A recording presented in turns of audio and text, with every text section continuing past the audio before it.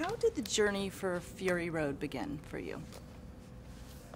Well, I'd made 3 Mad Max movies, never wanted to make another one, and then an idea seeded itself in my head. I pushed it away, it kept growing, until one day I said to my colleagues, I think we're going to make another Mad Max movie. Little did I know it would take over 12 years to get it made. We were to start with Mel Gibson back in 2001 when 9/11 happened. The American dollar collapsed against the Australian dollar, our budget ballooned out. I had to go on to Happy Feet, which took close to 4 years. And then we regrouped again. We were rained out of the outback of Australia, where the desert now became a flower garden. So we went from the east coast of Australia to the west coast of Africa, Namibia, where it never rains. And because this is a movie that needs real vehicles and real people and real desert, it's not a movie with flying men or spacecraft and so on. It's not a green screen CG movie. It had to be done real and old school. And so we went out there for 7 months, and bit by bit, 120 days, every day a big stunt day.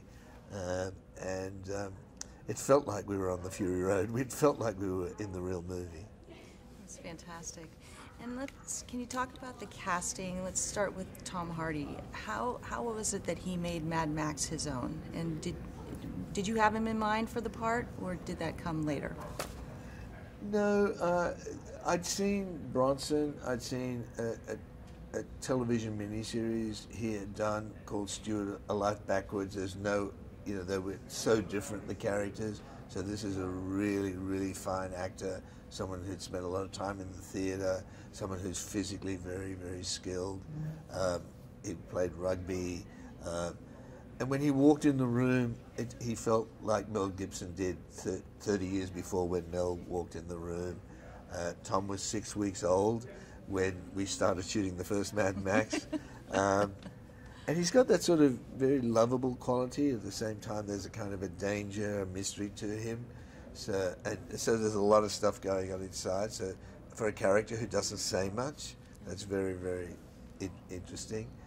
And he's one of those actors who's prepared to try anything. So I wanted to use a MacGuffin where the thing that people are fighting over is not a thing, but human cargo. In a lot of movies, and even the old Mad Maxes, it was fuel or gasoline. Here, it's the 5 wives, the 5 healthy females in the desert capable of bearing healthy heirs for the tyrant warlord, the Immortan Joe. So they needed, to escape him, they needed a road warrior, a female road warrior, and that was to be Charlize, the equal of Max, really. And Charlize is someone, she's fearless as an actor. She was the one who said, let's shave my hair. She wouldn't mess with, in the heat and dust, she wouldn't mess with hair.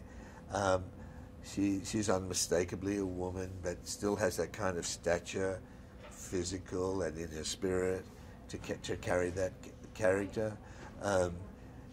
She was a ballet dancer, so she has all that physical discipline. She took on all that sort of action stuff, that fighting. And also, like Tom Hardy, is someone who carries a lot of life inside of her. And even when she's not saying much, you're just really picking, you're reading it. And really fit these kind of movies, which are pretty laconic. They're kind of like westerns on wheels, and very spare, lone figures in the wasteland. They're almost allegories, as the westerns were. So they need these very iconic sort of actors to pull it off. Yeah, they did really well. And talk about Nicholas Hoult. He was very good as Nux. Yeah, Nick came in, he's a very, very poised, elegant young man for someone of his age, and he came in and did a very, very heavy-duty screen test, and he just nailed it. I realized, wow, he can really, really act.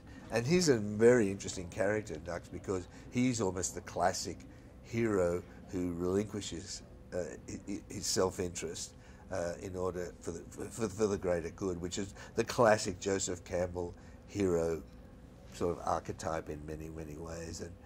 And he's just a wonderful actor. We had a wonderful cast to work with, all of them, really. You know, to go out there in that really tough landscape, it was very arduous.